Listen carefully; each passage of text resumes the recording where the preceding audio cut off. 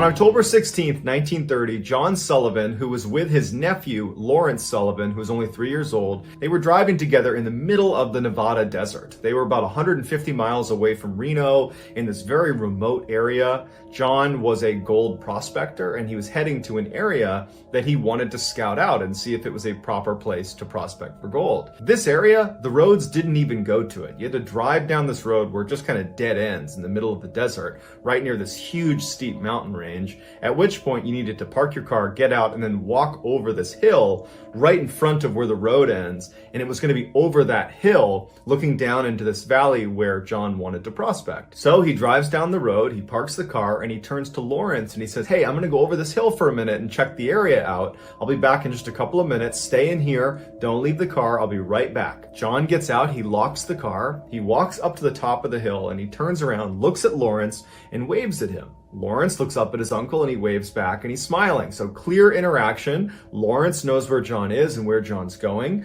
John can clearly see Lawrence. There's no one in the area too. I'm talking, this is remote as remote can be.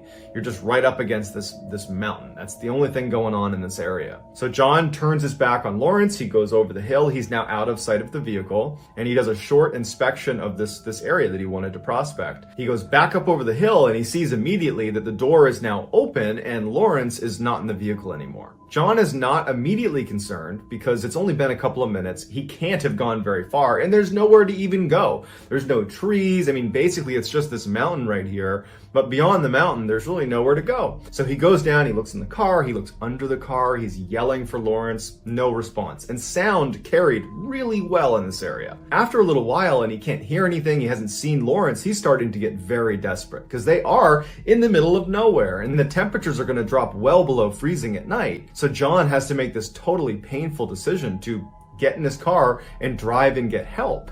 And so he leaves Lawrence because he can't find him. He gets help. The sheriff comes out there and they start this massive search for this child. This whole time, John is convinced someone had to abduct him because Lawrence knew where John was. If he was to get out of the vehicle, let's say, he would have walked over the hill to where John was. John was just on the other side of the hill.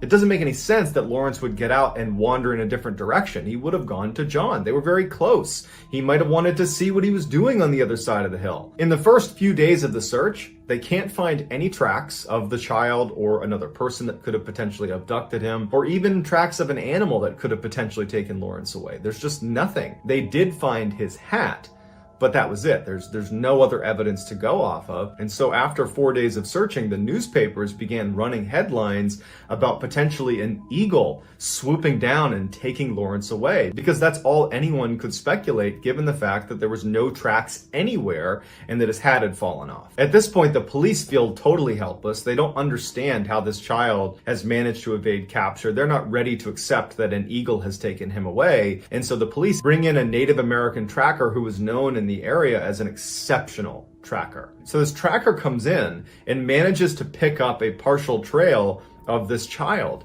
And he starts following it, and they get 7 miles away from where this boy went missing. And the tracker begins going up the side of this cliff. They have to actually bring in climbing equipment to get up this cliff. They go 1,400 feet up this cliff. So over 400 meters, they're going up this sheer cliff with climbing equipment. And they get all the way up there, and there's this one little shelf, this one little rocky shelf that this tracker has brought them to. And sure enough, on this shelf is Lawrence, and he's more or less unharmed. He's sleeping, but he's on this little shelf. He's tucked up against this tree. But interestingly, the tree had this bough that was fairly elastic, and it had clearly been placed over his neck, basically trapping him tight up against the mountain. It was like he had fallen into a trap, because the police said that had he moved suddenly, he would have broken his neck the way he was positioned. So the police carefully undo the branch, and they bring the boy down, which was a total task considering how far up they were.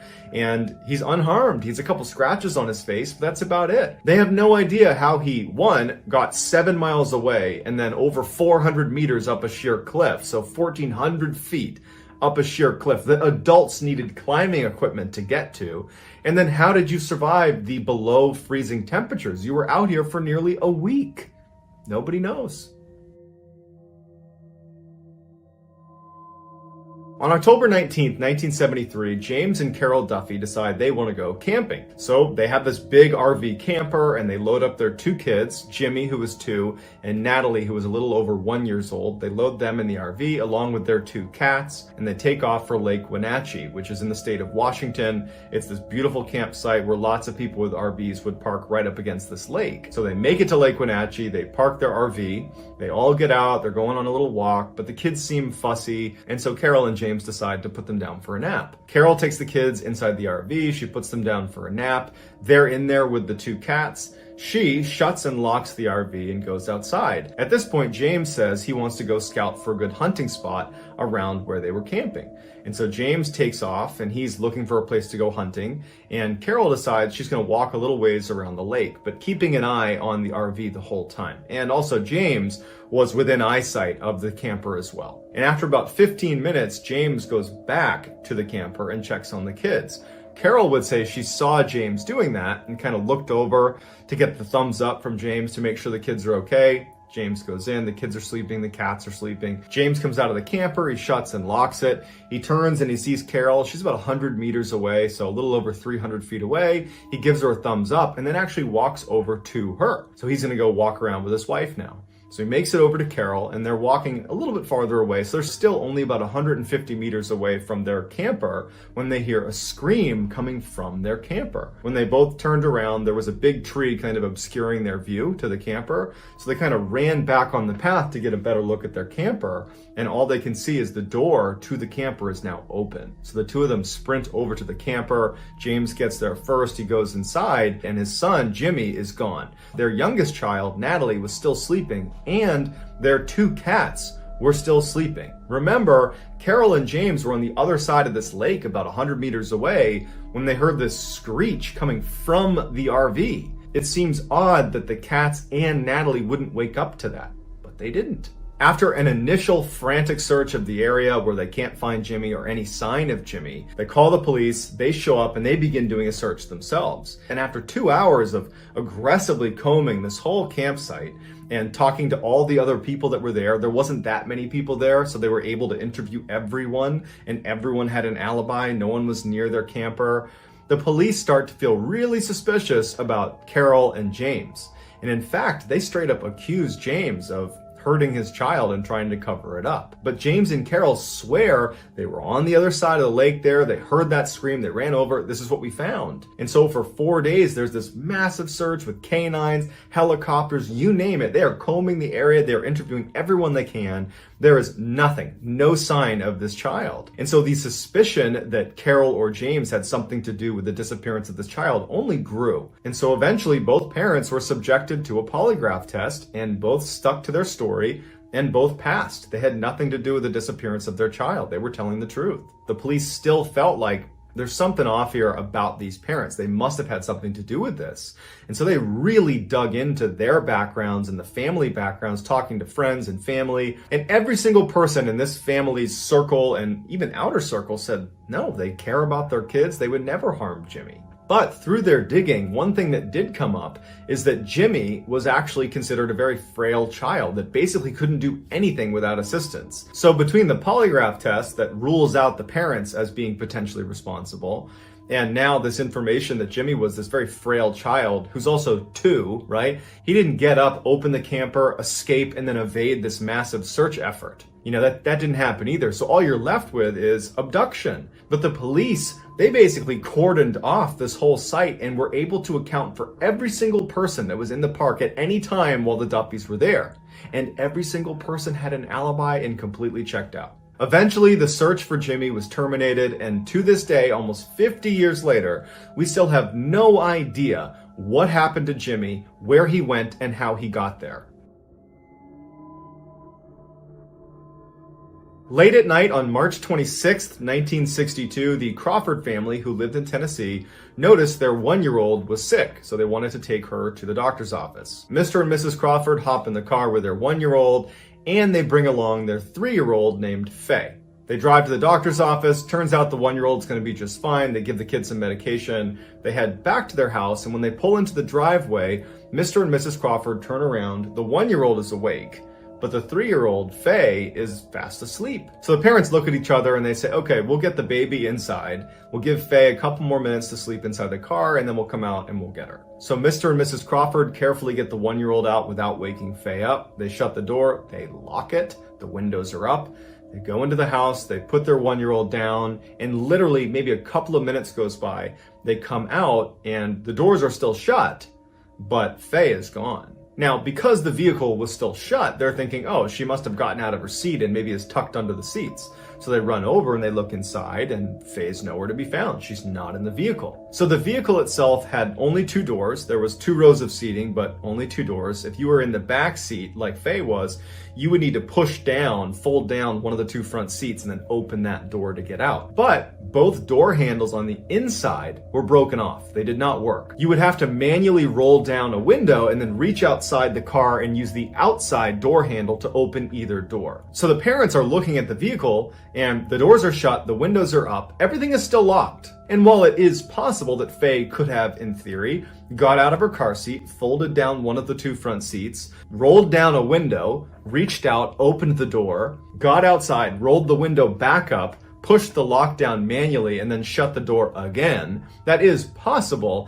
It's extremely unlikely. And she had never done that. She'd never even gotten her own seat undone, let alone that complicated maneuver of getting out and reshutting the door and locking it. So obviously the police are called, they show up, they're searching the area, they can't find this child, and then it starts to snow and the temperatures start to drop. So the police and volunteers stay out all night. There is no sign of this child, and the Crawfords are bracing for the worst. The next day around 11 a.m., 3 miles away from where Faye went missing, she walks onto the property of someone's house. She was barefoot, but she was more or less okay. Obviously the parents are elated. They're so happy their daughter's okay. Now, normally when somebody goes missing, the investigation stays open until they're discovered. If they're discovered alive, even if the circumstances are really weird, because they're alive, it more or less ends the investigation, because what are you looking for at this point? They're found, they're alive, everything's okay. It's rare that an investigation would continue after they've been found.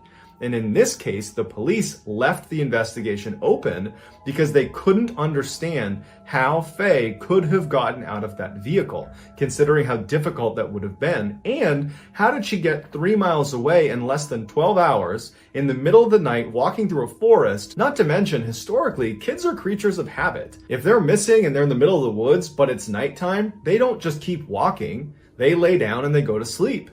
And then when the sun comes up, they get up and then they keep moving. So for her to have gone 3 air miles from where she went missing to this farmstead, that means she did not lay down and go to sleep. She kept walking all through the night. So none of it added up. And then when they asked Faye what happened, she would just smile and laugh. That's all they could ever get out of this child. So despite leaving the investigation open, no one ever came to any sort of conclusion about how she got out of that car and how she covered that distance or why. It's just a big mystery, like all of these missing 411 cases.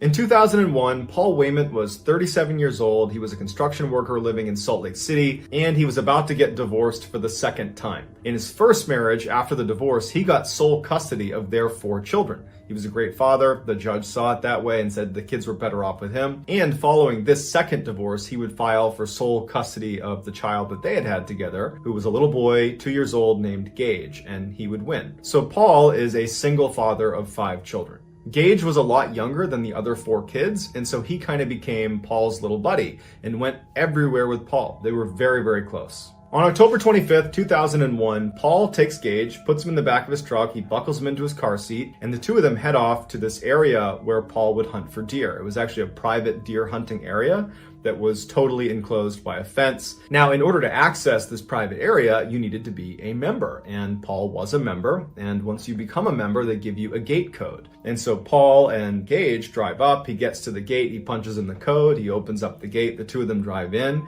He said he shuts the gate and locks it, and the 2 of them head up this path to this area where he planned to look for some deer.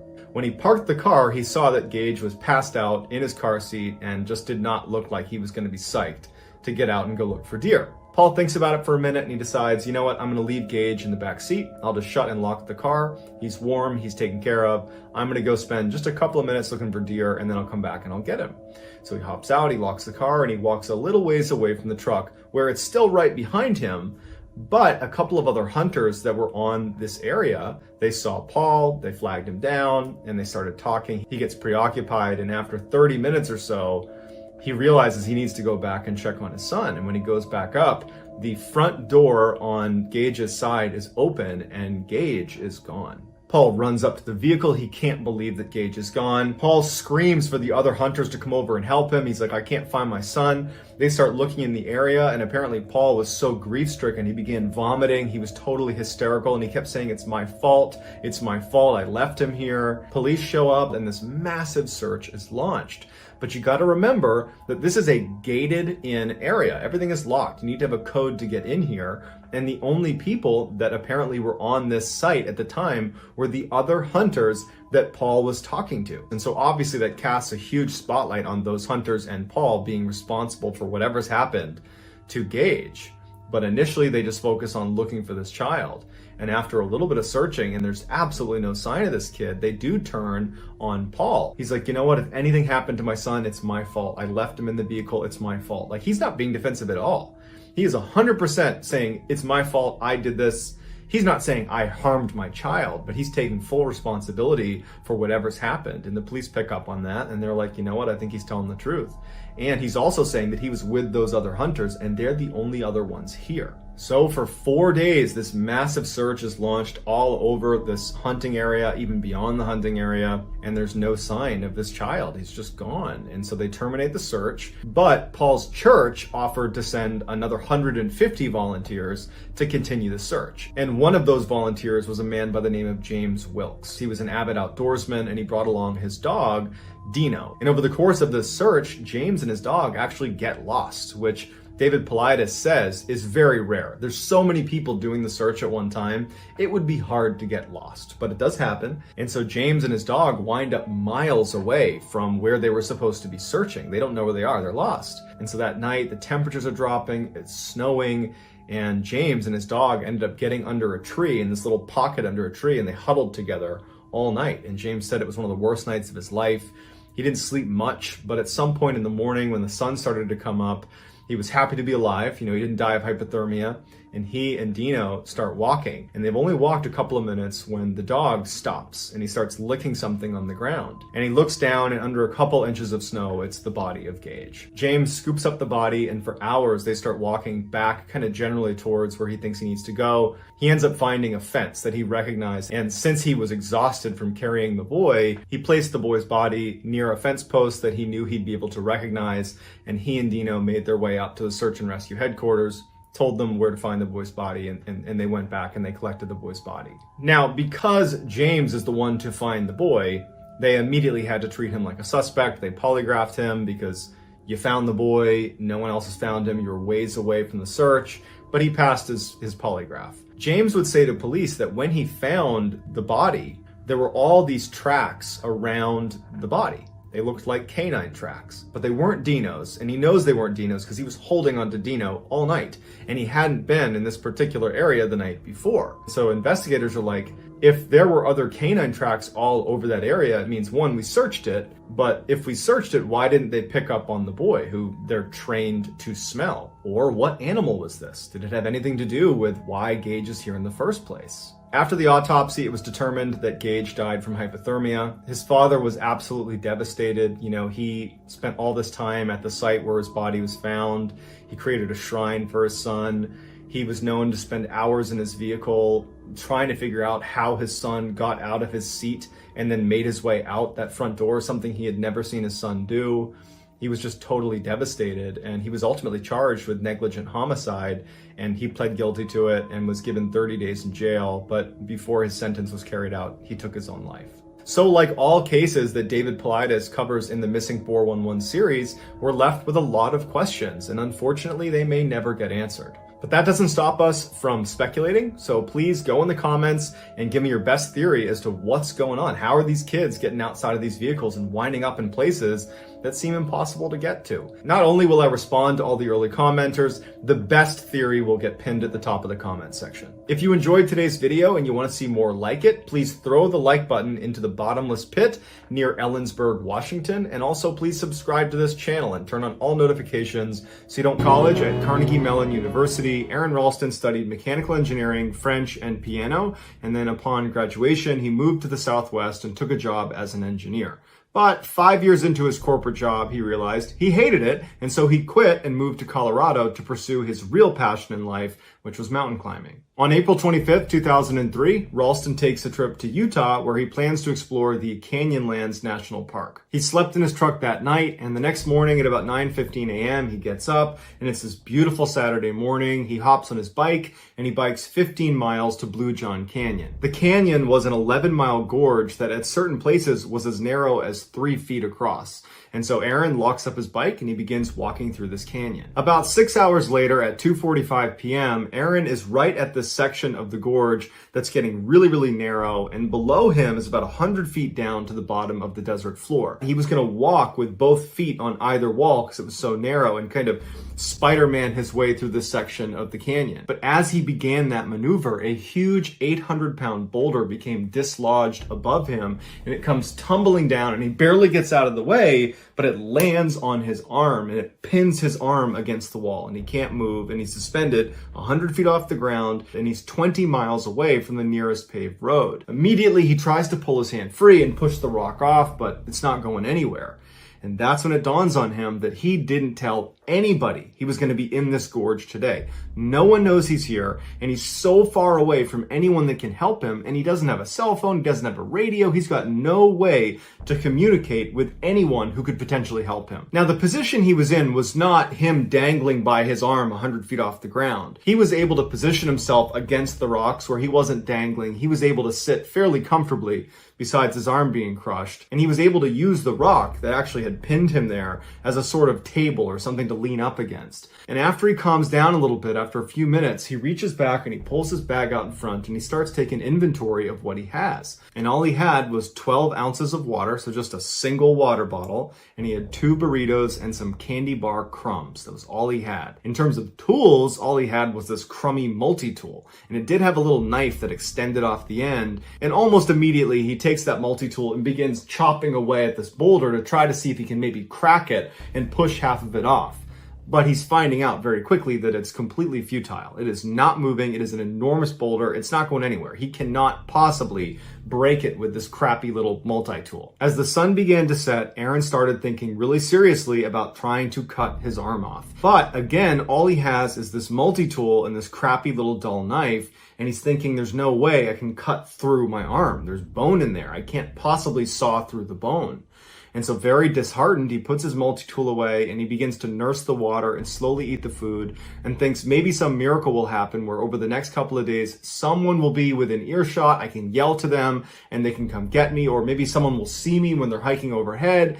I can just wait it out. But by the 5th day, he had run out of water. He was becoming delirious. He was actually drinking his own urine at this point, and he expected to die overnight. And so with his multi-tool, he etched his name into the rock, and then underneath it, he etched the date he expected to die, which was the next day. And then after that, he put his multi-tool down, and he did have a camera with limited battery, and he pulled that out, and selfie style, he filmed goodbyes to his family. My name's Aaron Ralston.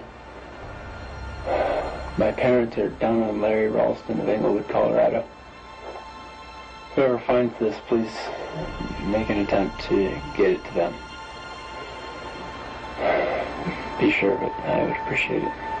After he was done filming, he put the camera away and he leaned up against the rock and fully expected to die. But he starts to have this really intense dream where he sees himself playing with a child and he's missing his right arm. And he takes that as a sign that he's supposed to chop his arm off and get out of here alive and go start a family. And so he wakes up from this dream and suddenly all he wants to do is survive. And he looks at his arm, which is already starting to decompose at this point, and he thinks to himself, I know I can't cut through bone, but what if I'm able to break my arm clean through? I can take this blade and cut through the break in the bone. And so he began testing using the edge of the rock as a fulcrum to see if he'd be able to break his arm, using the torque of pushing it over the edge of the rock. And when he started to sense it was possible, he took a deep breath and then he broke his arm. He takes his multi-tool, and over the next hour, he would painstakingly saw through his entire arm. Once his arm was free, he couldn't believe it. He actually smiled when he saw his arm still pinned underneath the rock because of his sheer will to live at this point. And high on adrenaline, he climbed the 65 feet out of this canyon with his one arm. He gets to the trail and he runs 6 miles, and he happens to run into a group of hikers. They give him food and water and they're totally alarmed by him, but they're happy to help him. They call 911 and medics arrive and they save Aaron's life. Following Aaron Ralston's rescue, they went back to retrieve his arm. But in order to move that boulder, they had to bring out 13 park rangers, a hydraulic jack, and a winch, and all this heavy equipment, and they were barely able to move it. And they told Aaron, had you still been in place, there's no way we could have placed the equipment without killing you. So basically, you had to cut your arm off in order to get out of there. There was no other way out. And so for Aaron, I'm sure that felt pretty good to feel like you cut your arm off and that was the right decision. They would take his arm and they would cremate it and give the ashes to Aaron. And Aaron, after having his cremated arm for a couple of days, decided, no, I need to put this where it belongs. And so Aaron went back out to the canyon where he had been trapped, and he scattered his ashes over the boulder that had nearly killed him. In 2010, Aaron's ordeal was turned into a huge blockbuster movie called 127 Hours, where James Franco plays Aaron Ralston in the movie, and it's an incredible movie, albeit it's pretty hard to watch. Aaron Ralston himself said the movie, although it's a drama, is pretty much a documentary because James Franco does an incredible job portraying his emotions and what it was actually like to be trapped underneath this boulder for 5 days. In 1984, 19-year-old Timothy Molnar was living at home with his parents in Daytona Beach, Florida, while going to school for aeronautical mathematics. On January 24th, Timothy gets up and begins his day just like every other day of the work week, by going downstairs, having a bite to eat, and then taking his younger brother Frank to school. Once he dropped Frank off, he drove across town to his university where he had class, but as soon as he parked, he realized he had forgotten his bike, and that was something he brought with him everywhere. And so before class started, he went back home, he got his bike, put it in his car, turned around and headed out, and his mother would step outside and see him trailing away down the road, and that was the last time she, or anybody in their family for that matter, saw him alive. That night when Tim didn't come home, his family called the police. The police asked them, is there any reason he would want to run away? Is he in trouble? Is there anything going on? And his family's like, no, he's a straight-A student. He's got lots of friends. He's super happy. He's well-adjusted. He's on a great career path. There's nothing in his life to indicate that he would want to run away or that he's in trouble. I know he doesn't drink or do drugs. There's really nothing. So the police begin their investigation, and they start by looking at the family's credit card bills because they knew Tim had a credit card that was connected to the family account. And they found there had been a charge placed the same day he had gone missing in a gas station about 150 miles away. And so the police go out to this gas station and they find someone that had been there when Tim was there, and he was able to describe exactly what he looked like, what his car looked like. And the police ask him, was Tim alone? And the witness says, yeah, he was alone. He was acting totally normal. I saw him go into the store and then I saw him come back out again, and that was it. I don't know where he went after the gas station. So for the next couple of days, nothing really happened. There were no leads to operate on, and Tim wasn't getting in touch with them, so they just waited. Then on January 30th, so about a week after Tim has gone missing, Tim's family receives a letter from an auto impound company in Atlanta, Georgia. And the letter basically says, there is a car that's sitting in our lot that is registered to your house. You need to come out here and get it. And so the family goes to Atlanta, Georgia to inspect the car, and they walk up to it and there's nothing suspicious about it. There's no scratches on it.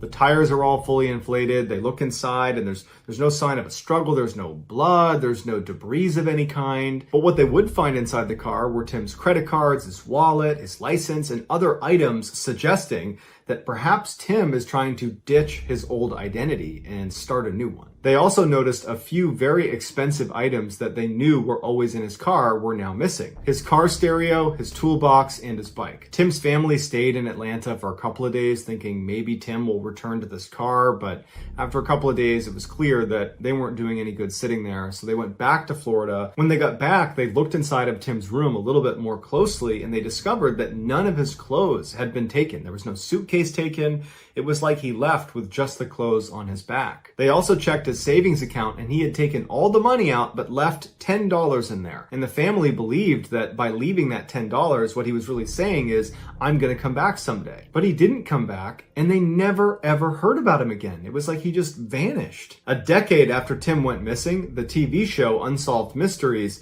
aired a segment about Timothy and his disappearance in hopes that the viewers would be able to give them some information about the case. And sure enough, a man named Stephen Cull, who was living in Wisconsin, called into the show and said, without a doubt, I know where Timothy is. He told them this story about how 10 years earlier, he was walking around this forested area in Wisconsin when he came to a clearing in the middle of this forest, and he saw this lump in the middle of the ground. And he didn't know what it was. It was wintertime, so he couldn't tell if it was wood or an animal.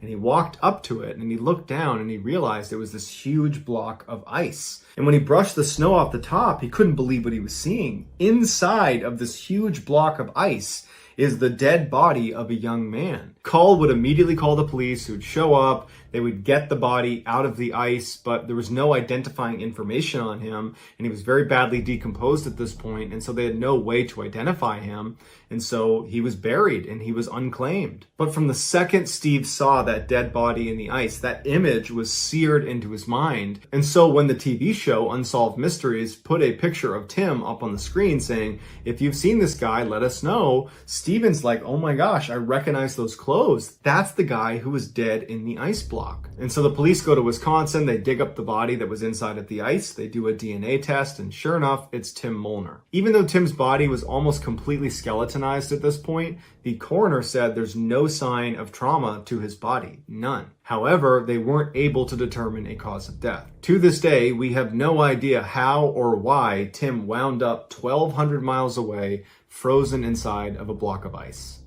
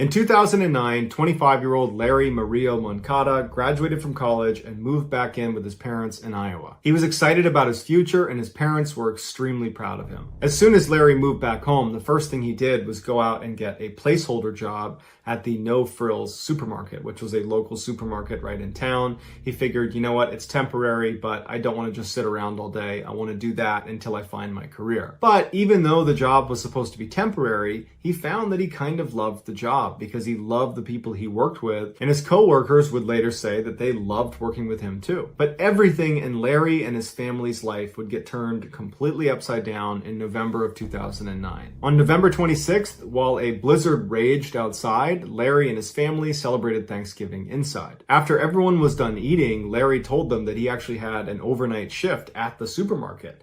And I don't think his family knew he had this shift. So they were like, oh man, do you really gotta go? The weather's so bad.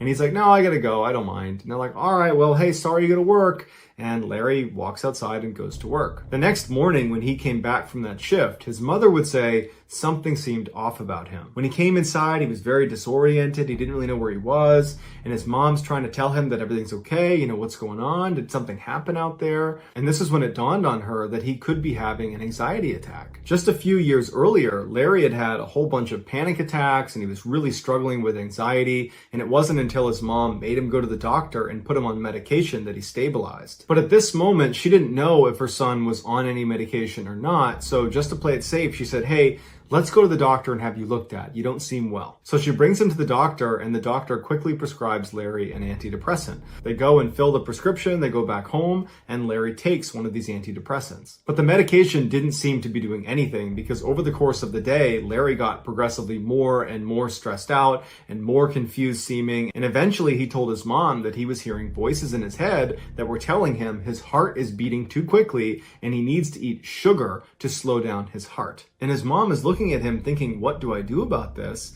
And so all she could think to do was just to stand next to him and kind of comfort him as he sits there eating sugar over the course of the day. Finally that night he would fall asleep and his mother prayed that over the course of the night that somehow this medication he had been prescribed would kick in and he would wake up and feel better, because so far it really seemed to only be getting exponentially worse. But the next morning when Larry got up, he was just as bad as the night before, except now he was having these vivid hallucinations. He said there were people in the house that were looking for him, and so he spent the day running around the house hiding from people in the house that were not actually there. Then finally that night, Larry just kind of loses it and begins screaming at his parents and berating them, before suddenly running out the front door without shoes, without a jacket, no wallet, no cell phone, no anything. And he just runs directly into the blizzard and disappears. His family was so caught off guard by this happening that it took them a minute to get out the front door after him, but it was snowing so hard they could barely see in front of their face, and they knew he was gone. So immediately they call the police, but the police have the same issue. They can't really go looking for him right now because the visibility was so bad. And so they told his family that we can't really start until tomorrow morning, so hopefully he turns up tonight. So the next day when the weather clears up a little bit, the police go out looking for Larry, and they're asking people in town if they've seen him, and no one's seen Larry. And unfortunately, because it had snowed so much the night before, any of Larry's tracks leading out of Larry's house were now covered over. And so after a couple of days of this, when there's just no sign of this guy, the police say to the family, look, there's not much we can do. We're just going to have to wait to see if he turns up. 10 years later, the No Frills supermarket where Larry used to work was out of business and it was about to get torn down. And some contractors were sent in to start ripping down the shelving and breaking down the inside of the building. And when they went into the back and began pulling away those huge freezers that keep your milk and your dairy products in, they start pulling those away from the wall. Larry's body comes tumbling out. It had been pinned in this tiny 18-inch wide space between the back of the freezer and the wall. It's believed on the night Larry ran out of his parents' house barefoot into a blizzard, he ran right up the road and went to the No Frills supermarket. Now, it was closed at the time, but he had access to the back door with the key code because he worked there. And so he went inside and he climbed on top of the freezers, the section of the freezers that jut back into the space that no one in the store can see. And he climbed on top because on top of there, all the workers would kind of congregate up there. It was like a little clubhouse where the workers would avoid the managers for little pockets of the day. And so Larry probably climbed up there because it represented represented a really happy place for him. And when he got up there, he must have somehow tripped and fallen into the tiny 18-inch space between the freezer and the wall. Investigators believe there's no way he actually got hurt when he fell into this little space. He got wedged in there, but he wasn't harmed. The problem was these huge fans that run constantly to keep the freezer cold were unbelievably loud and would have completely drowned out his cries for help. And so no one knows for sure how long this took, but eventually he would die because no one heard him. Looking back at old Facebook posts around the time that Larry would have been dead behind the freezer, there was a whole bunch of people that were commenting on Facebook that they didn't want to shop at the No Frills supermarket anymore. Apparently there was a really bad smell coming out of the back freezer. So that's going to do it, guys. If you found the secret in today's video, in the comments section, tell us what it is and at what time we can find it. And the first person to do that will get pinned at the top of the comments section. If you enjoyed today's video and you haven't done this already, please point at the like button's chest and tell them they have something on their shirt. And then when they look down, flick them in the nose. Also, please subscribe to this channel and turn on all notifications so you don't miss any of our weekly uploads. If you want to get in touch with me, you can direct message me on Instagram or on Twitter. My username for both platforms is the same. It's just JohnBallen416. I also have a ton of content over on TikTok where my username is MrBallen. If you have a story suggestion, please submit it to our subreddit. It's just called MrBallen. It's linked in the description below. So whether I see you on Instagram, Twitter, TikTok, Reddit, YouTube, or some combination, just know that I really appreciate your support. And until next time, that's going to do it. See ya.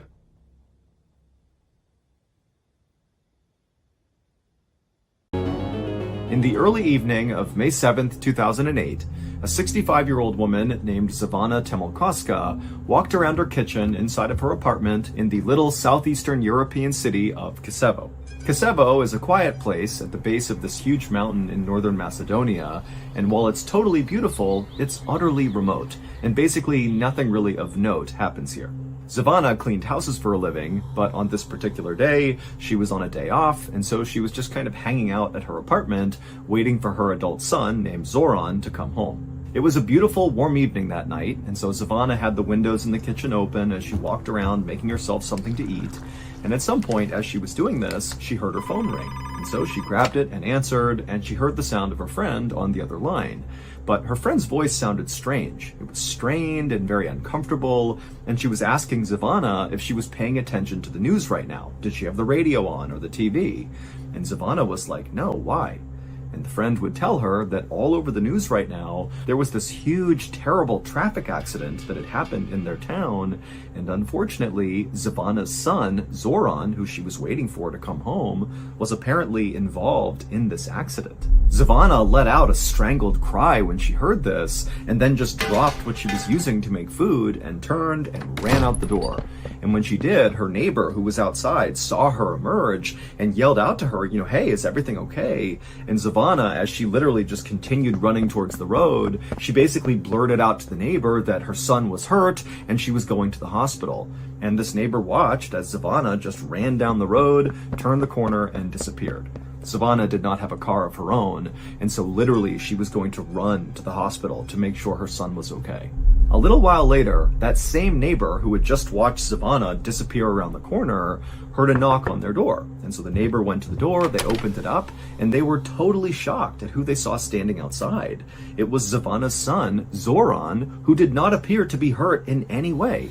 But before the neighbor could ask any questions about this, Zoran, who looked visibly confused, said to the neighbor, hey, have you seen my mom? We were supposed to meet and have dinner together, and it's just totally unlike her to disappear without telling me where she was going. The neighbor just stared at Zoran for a second, having no idea what was going on here, and then the neighbor was like, well, wait a minute, Zoran, were you in a car accident? And Zoran's like, no, what are you talking about? And then the neighbor kind of filled Zoran in about how they had seen his mother run outside, and she had mentioned how her son had been in this car accident, and she literally ran to the hospital. Zoran was just as mystified by this as the neighbor was, and so Zoran just grabbed his phone and called the hospital to see if his mother was there. But when the hospital picked up, they would tell Zoran that his mother was not there, she had not been there all day, and two, even though they had heard reports about this car accident in town, there had not been any car accident victims brought to the hospital at all that day. And so by the end of that night, when Zoran really had no idea what had happened to his mom, where she was, or, what was going on with this car accident thing, he just did the only thing he could think to do, which was go to the police and report his mother missing.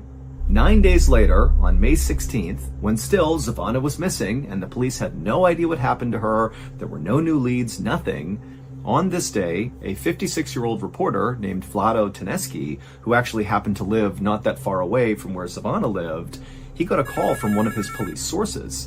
And the source would tell him that Zivana had actually just been found, even though this was not public information, and unfortunately, Zivana was dead.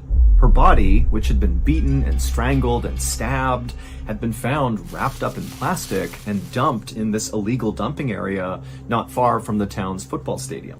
The source told Vlado that when her body was searched, they discovered she still had valuables on her person, and so that kind of ruled out the possibility that this was a robbery gone wrong, which was the initial theory about what they were seeing. However, when police had done an initial probe into Zivana's life to figure out who this victim was, they discovered that she was just this poor old cleaning lady who had no enemies to speak of, and so it really just made no sense that she was the victim of such an obviously brutal and intimate murder that was not financially motivated, at least not on the surface. Vlado thanked his source for all the information and then hung up. Vlado's source had sounded really shocked by this murder as he was telling Vlado, but now, as Vlado was sitting here thinking about what he had just been told, he wasn't really shocked as much as he was suspicious. He felt like something just was off about this murder. Maybe Zivana appeared to be this poor old cleaning lady with no enemies, but in reality, maybe that wasn't who she was. Maybe she was leading a secret life that got her killed. Or maybe she had stumbled upon something she was not supposed to see and that got her killed. Vlado had no idea, but he just felt like, there's something off about this and it needs to be investigated. Now, Vlado had a reputation in town for being this very aggressive and kind of fearless journalist who had no problem diving headfirst into some of these really murky stories that could involve corruption or misuse of power, and he would get to the bottom of it, and he would publish these articles where he spoke really critically about the government, about police, about anybody really who was in a position of power. But as a result of conducting himself this way, over his 30-year career, Vlado had been threatened with violence many, many times for things he had written or things he was about to write. But even though Vlado knew this Zivana murder case had the potential to once again put him in hot water with the powers that be, he still felt like it was his responsibility to dive into this thing and get to the truth. So, feeling determined, Vlado grabbed his notebook and pen, and he walked out the front door of his house, and he made the several-minute-long walk over to Zivana's house. And when he got there, her son, Zoran, opened the door, and a few minutes later, Vlado and Zoran were sitting in the kitchen talking about what had happened. Zoran told Vlado all about how he came home and discovered his mom wasn't there, and then he went to the neighbor's house, and they explained how, they had seen Zivana running off to the hospital to go look for Zoran, but Zoran's like, I'm not hurt, I didn't get into a car accident, what's going on here? And as Zoran spoke, Vlado took lots of notes and asked lots of follow-up questions, and by the end of this interview, when Vlado felt like he knew everything there was to know about Zivana, he felt like he actually had a pretty good working theory as to what actually happened to Zivana. And the reason he felt like his theory could be accurate had to do with what Zoran told Vlado his mother did for a living, that she was a cleaning lady. Now, it took Vlado a couple of days to put together his story. He had to go out and interview dozens more people in the neighborhood. But finally, on May 19th, so just 3 days after Zivana was found murdered, Vlado published a story in the newspaper. And the story's explosive headline read, "A Serial Killer Stalks Kosovo."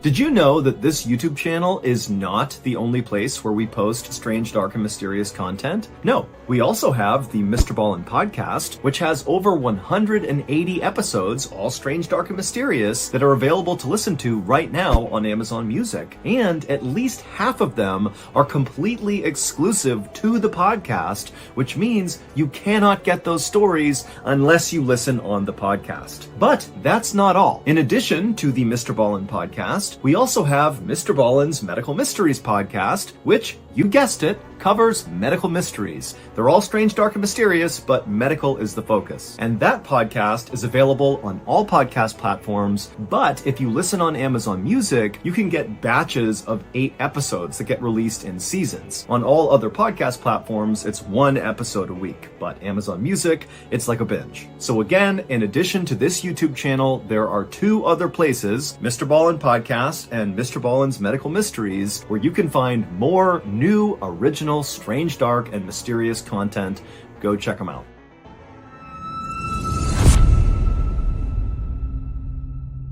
In the story, Vlado says that Zavana's murder was very likely not an isolated killing. Instead, her murder was likely linked to 2 other murders of 2 other women. And these 2 other victims looked an awful lot like Zavana, literally. They were poor, older women who were also cleaning ladies. And so that was why when Vlado was talking to Zoran and Zoran described how his mother was, what she did for work, what she looked like, that Vlado started to remember these other victims and he put it all together. The other 2 victims were 64-year-old Mitra Simjanoska, who was murdered in 2005, and the other victim was 56-year-old Lubitsa Lukoska, who was murdered in 2007. Now, Vlado's story was totally explosive because what he's saying is that there is a serial killer that is on the loose in this town. But this story was also highly explosive because Vlado spoke very critically about the police who were involved in this investigation. Specifically, he pointed out that the 05 and 07 murders of those 2 other women, those had been totally mishandled because arrests had been made in at least one of those cases, and clearly whoever they arrested was innocent here. And so the police just totally dropped the ball, at least in Vlado's opinion. And when the police read Vlado's story, they were very upset at him because he was so critical of them. However, the police also did see that Vlado had managed to uncover a lot of new details from all of his interviews with witnesses and people in the neighborhood that did seem to paint a picture of this potentially really being a serial killer, not individual isolated killings. And so the police, based on Vlado's story, would actually begin investigating a serial killer in their midst. They linked all 3 murders and they began basically a new investigation. However, at the same time they began this new investigation, Vlado began to notice that he was being tailed all the time by police. He would be out in town doing his job, reporting and interviewing people, and there'd just be a police officer standing somewhere in the distance watching him. But Vlado had anticipated that no matter what, he was likely going to face some sort of blowback from the police, and so he just kind of accepted that they were going to watch him and maybe try to intimidate him, but it wasn't going to bother him because he had done his job, he had reported the story the best that he could, and if they wanted to watch him from a distance, they could do that. By early June, so about 2 weeks after Zavana had been found murdered, the police, in this new serial killer investigation they were doing, had narrowed down their suspect pool, which was in the hundreds, down to just 3 people. And they felt like they were very close to making an arrest. About a month later, on June 20th, so by this point Vlado is still being trailed by police all the time, but the police have not come out publicly and said anything about the serial killer case. They're just continuing their investigation. But on this day, June 20th, Vlado's editor at the newspaper got a call from a police officer telling the editor they were about to make an arrest in the serial killer case. And as soon as their conversation ended, the editor called Vlado to tell him the news. But when he called Vlado, Vlado didn't pick up, which was very unusual. Vlado always answered his calls. And the editor was also thinking to himself how strange it was that this officer had contacted him and not Vlado. Like, why aren't you going to the guy writing the stories and telling him about this new development? Why are you coming to me? The editor would continue to try calling Vlado several more times, but Vlado never answered. And so ultimately, the editor just kind of assumed that Vlado must be busy, interviewing someone, or maybe more likely, he had already learned about this imminent arrest, and he was on scene, ready to capture in real time this arrest that was about to take place. Meanwhile, on a quiet street in Kosovo, the police had surrounded this very modest 2-story home that was very overgrown up front. It was surrounded by tall fir trees, and all the windows had heavy drapes covering them up. And then once the police felt like they had totally surrounded this building, a team of officers walked up onto the porch and knocked on the door and yelled out that they were police and whoever was inside to come out with their hands up. And for a moment, it was just totally silent and tense. And then the police on the porch heard footsteps inside the house. They had their guns ready to go, and then the door slowly opened up, and this man, who seemed very unthreatening and kind of confused, stepped out onto the porch, and the police immediately arrested him and took him away. A few minutes later, back at the newspaper headquarters, Vlado's editor got another phone call. And when he answered, it was the same police officer who had called before to warn him about this upcoming arrest. Except this time, the officer was calling to say the arrest had been made, they had caught their serial killer, and then he told the editor the name of the person they arrested. And when the editor heard the name, he dropped the phone in shock. The serial killer was Vlado. It would turn out that Vlado appeared very professional and calm on the outside, but inside, he was full of rage, specifically at his mother, who he viewed as this terrible, cruel person. And after she died in 2002, Vlado became obsessed with this idea of getting revenge on his deceased mother. And the way he decided he would do that would be by killing random women who just kind of looked and seemed an awful lot like his mother, i.e., they were poor, older, and cleaning ladies. His 3 victims, Mitra in 2005, Lubitsa in 2007, and Zvana in 2008, had all personally known Vlado's mother. And so Vlado had actually used that connection to gain each of his victims' trust, and then once he had their trust, he would lure them away to strangle, stab, and beat them to death. In Vlado's explosive newspaper story, he lied about a whole bunch of things just to throw the police off. Like, for example, he made up that he spoke to a witness who claimed to have seen Zvana get into a car with 2 men right before she vanished. Vlado did not see that. That was just a total lie designed to confuse the police. Vlado had also been the one to plant that story on the radio about Zvana's son, Zoran, being in this terrible accident. That had caused Zvana to run out of her house and be vulnerable to be scooped up and killed, which is exactly what Vlado wanted.